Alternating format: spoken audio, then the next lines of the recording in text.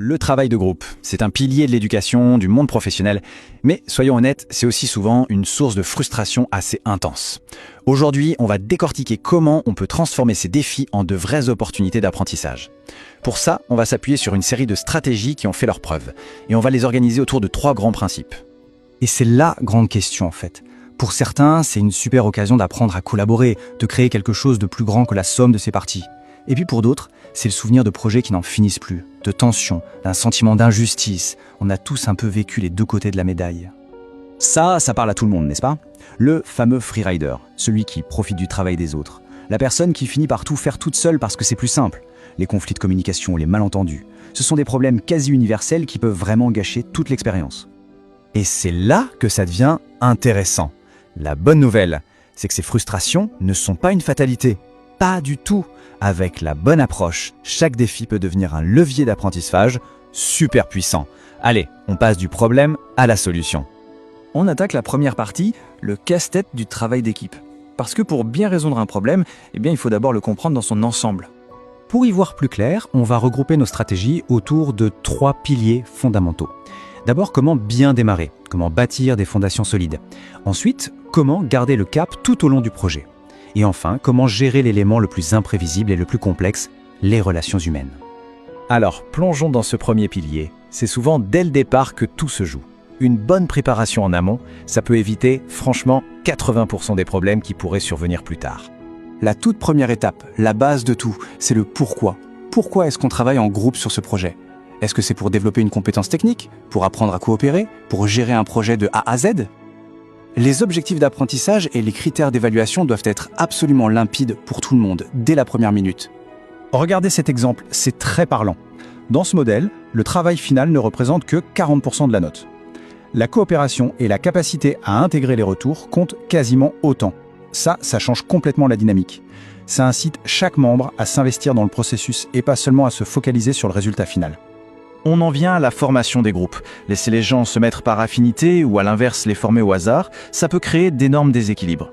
Une approche plus intentionnelle, comme dans l'exemple de ce cours d'ingénierie qui utilise un questionnaire de compétences, ça permet de créer des équipes beaucoup plus équilibrées et donc plus efficaces. Un groupe sans rôle défini, c'est souvent la porte ouverte au chaos. Le simple fait d'attribuer des rôles, même des rôles simples, ça responsabilise tout de suite chaque membre. Et l'idée de faire tourner ces rôles, comme dans cet exemple de séminaire en marketing, elle est géniale. Ça permet à chacun de sortir de sa zone de confort et de développer une palette de compétences bien plus large. Bon, nos fondations sont posées, la base est solide. Passons maintenant au deuxième pilier, le pilotage. Comment on s'assure que le projet ne déraille pas en cours de route? Ici, on va parler des outils et des méthodes pour maintenir le cap. Les outils numériques, ce ne sont pas juste des gadgets. Utilisés intelligemment, ils deviennent des alliés vraiment puissants. Un tableau Kanban sur Trello, par exemple, ça donne une vision super claire de qui fait quoi et ça permet de suivre l'avancement en temps réel. C'est un excellent moyen d'assurer la transparence et de voir la contribution de chacun. Un projet long, sans échéance intermédiaire, c'est la recette parfaite pour la procrastination de dernière minute. Cette frise chronologique illustre très bien la solution. Il faut découper le travail en plusieurs livrables. Chaque étape devient une occasion de recevoir du feedback, de corriger le tir et de maintenir le groupe engagé. C'est beaucoup moins intimidant et tellement plus efficace. Et ça nous amène à un point absolument crucial, le feedback.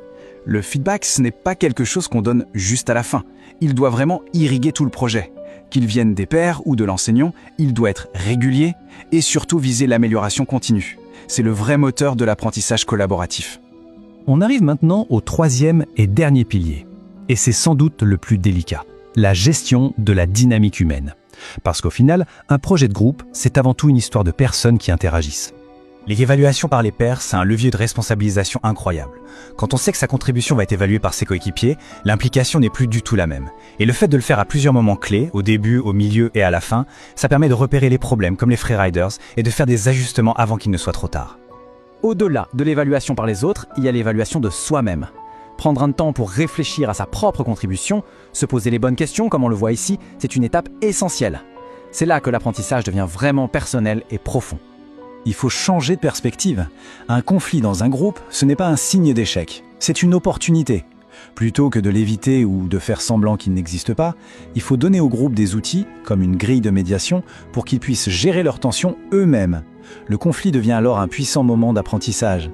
Tout ça nous amène à un vrai changement de paradigme. Traditionnellement, on ne note que le produit final, le rendu. Mais une approche équilibrée, elle, valorise aussi tout le chemin parcouru. La qualité de la collaboration, la régularité des contributions, la façon de gérer les désaccords. En gros, le comment devient aussi important que le quoi. Au final, on voit bien que toutes ces stratégies convergent vers un seul et même point. Un changement fondamental de perspective sur ce qu'est vraiment un travail de groupe. Si on devait tout résumer en 3 verbes d'action, ce serait cela. Premièrement, structurer, pour donner un cadre clair et sécurisant. Deuxièmement, responsabiliser, pour que chacun s'approprie le projet. Et troisièmement, accompagner, pour guider le groupe à travers les difficultés sans faire à sa place. C'est vraiment la recette d'une collaboration réussie.